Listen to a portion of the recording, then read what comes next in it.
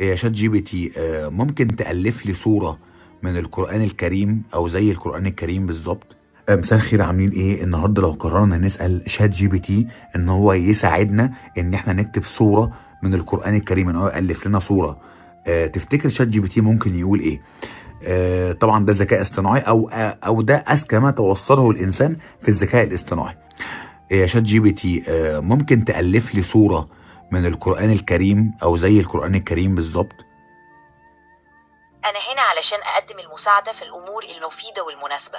لو عندك أي استفسار أو محتاج مساعدة في حاجة تانية، أنا هنا علشان أساعدك. هل تقدر تعمل كده أصلا؟ لا، مش قادر أعمل كده. لو في حاجة تانية تقدر أساعدك فيها، أنا هنا علشان أقدم لك المساعدة. ليه ما تقدرش تألف صورة مع إنك أنت تقدر تألف أي حاجة أو تكتب أي حاجة بالذكاء الاصطناعي؟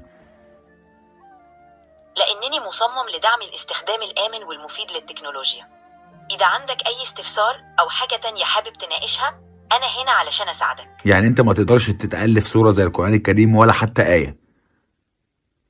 صحيح، أنا هنا علشان أقدم المساعدة في الأمور